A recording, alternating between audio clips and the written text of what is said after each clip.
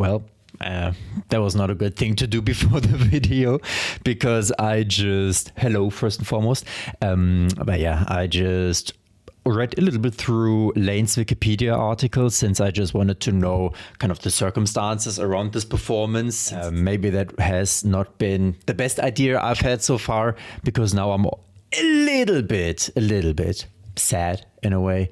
Also, the fact that he was born in the same year and almost the same day as my mother, and to think that he died like 1 or 2 months before my birthday, like literally the day I was born, also made me think about that, and it was a bit weird in a way. Of course it is. Like, I mean, it's a sad overall story, but I got a bit spoiled since I found out that he's about to wear gloves during this entire MTV performance, to hide the punctures that the needles had left behind from his eccentric heroin addiction. But a little shout out to his management, because they actually stopped touring around this year, 1996 as well, in order to protect him, which I highly respect, considering like if we see what happened to people like Amy Winehouse, where her label or her management more or less induced that sort of behavior in order to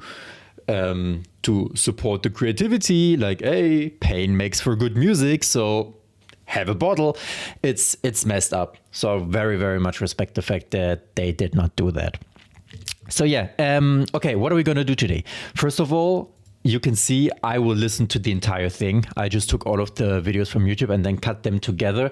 Sadly, and I will not be able to put that on YouTube. But unlike the Nirvana video where I didn't do that, I'm just going to record this intro right here, and then I'll put one song like as a reaction, so you at least get something, because I think that should be possible. So yeah, I don't know. I'm gonna put it in the title. You already know. Either I'm gonna do a nutshell or down in a hole on here, and then the entire rest is gonna be on Patreon. But I will at this point already have seen what you see next, like the first couple of songs or the first half of the performance. I don't know how much it is. So yeah, just so you know that. Okay, that's the end of it. Okay, so now I'm actually making the cut. And now here we are on Down in a Hole. And something that I wanted to say, but maybe I'm just going to let it play out first. But yeah, as you can see, we're already like 20 minutes in. So I've listened to the entire thing until now. And now we're going to continue with Down in a Hole.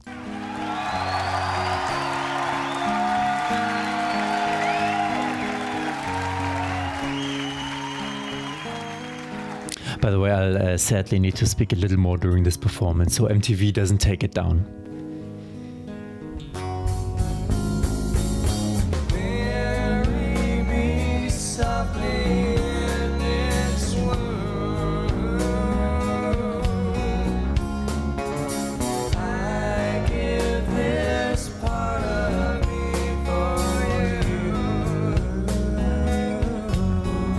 I'm telling you, the second vocalist is probably at least as necessary as the first one, as Lane. Maybe also as good.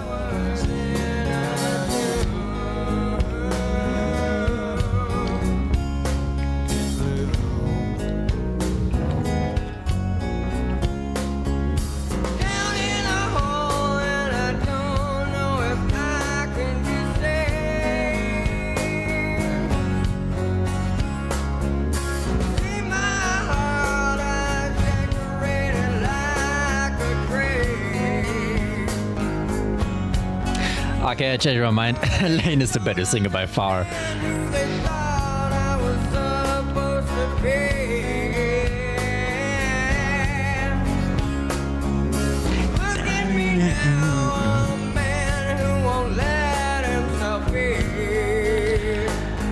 But something I've definitely noticed, it's very impressive, even though this is a song from Dirt, how much, and of course the original is way slower compared to a lot of the album, but this is also very, very well in this acoustic setting.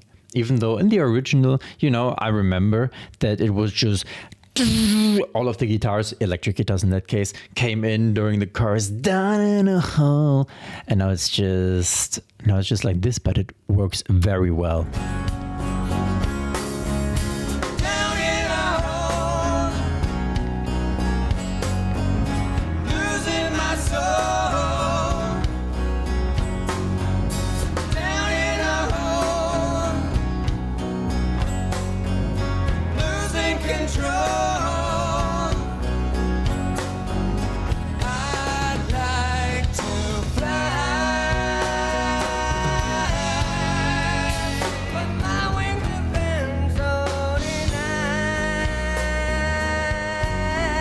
By the way, is he having orange juice on the bottom? Oh my god, sorry, I'm still big. Oops.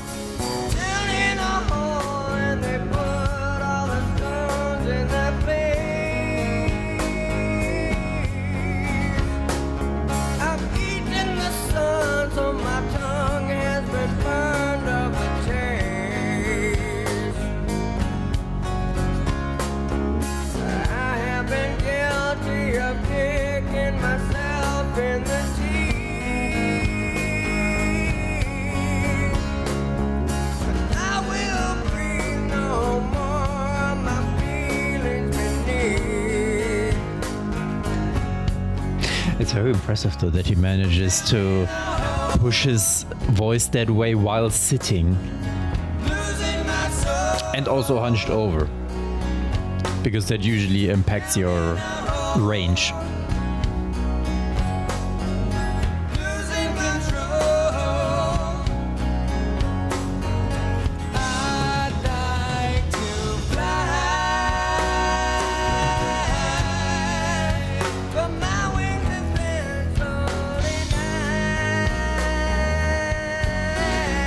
It's so crazy how they always and this is on MTV side, but on every MTV Unplugged we've watched so far, it is every time studio, at least studio quality. Also the way it's mixed right now, when we had the little rundown by the drummer where we hit a bit of that bass coming in.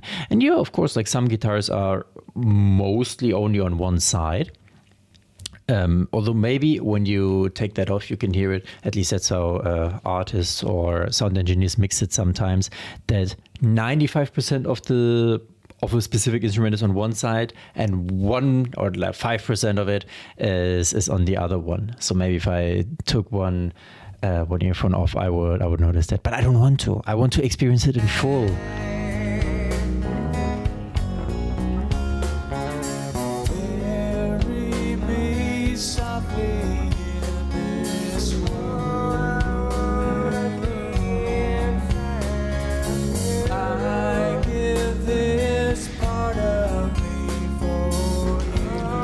I am so sorry. I'm gonna show you in a second what that was.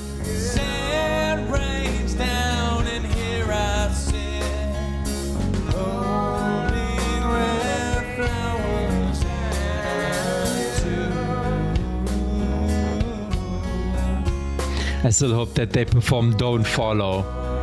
We need more duets. We need it more.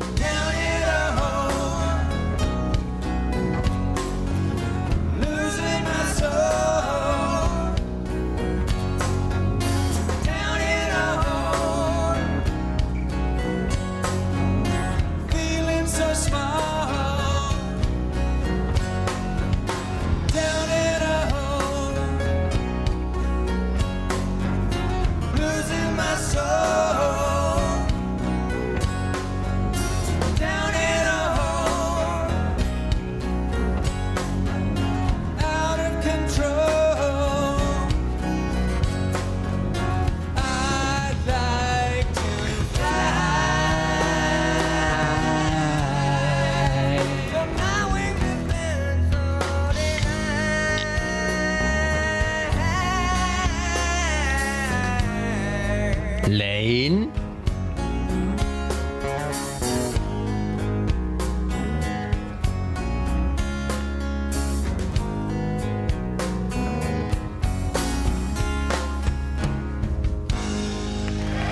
Those guitars sound so goddamn beautiful. Okay, wait, I'm gonna show you why I sadly for one moment had to interrupt, and it's something I talked about on the full video. It's Lane's haircut. This is goddamn Lane Staley, part of the glam metal band Alice in Chains. But my dog, he has changed a lot. The 80s, the time where everybody had the worst style imaginable. What I wanted to say, and I've been holding that in for almost 25 minutes now. This performance and also the way they play it, the way it sounds, I could play this to my father and he would love it because he loves acoustic guitars. He also himself plays it. I could also show this to like many other people and they would never believe if I showed them Dirt on the same or in the same moment that this is the same band. Because I remember when I told my girlfriend that I did the Jar of Flies video and she asked whether or not she would like it. And I said, yeah, of course, it's like very calm. It's very relaxing. And obviously she knew the name Alice in Chains before. So she thought I was kidding her. She thought, yo, yeah, dog, for sure, man. Just like, I don't know, just like Slipknot, super relaxing. Like I could listen to that while falling asleep. And then I told her, no, like I actually did listen to it. It's super, super calm. And this is the same because like this is just still so, I don't know how to say it, but it's very surprising in a way and also impressive how this is the same band or the same group that had such or so many different sounds. And now we're also, oh man, maybe I kind of want to look at the track list because I want to know, I need to know actually if we do Don't Follow. I want to know that because that probably is definitely my favorite song from Jar of Flies and maybe my entire favorite song of them all. I mean, you saw it in the title of this video, Soft Rocker, and this is very soft and this is very nice and this is very pleasant. I do have to say now afterwards, after listening to the entire thing, this is probably the best way you could have ended a band's era. You couldn't have picked a more perfect ending, probably. Obviously, considering how it actually ended and how they just weren't able to continue, although they did. I know I saw it on Spotify that like 2009 or something, they started over. Black gives way to blue. But this era of Alice in Chains with Lane, this is probably the best way you could have ended it. And I remember I was a bit sad in the beginning, but I'm happy now. Like I'm actually happy now. I'm also happy for them. And I know Lane tried. He sadly didn't succeed. Obviously, we all would have wished that it didn't end the way it did. But for the band, this is like a very, very good farewell that you can give to your audience. And the same way I'm going to give a farewell to you. Bye.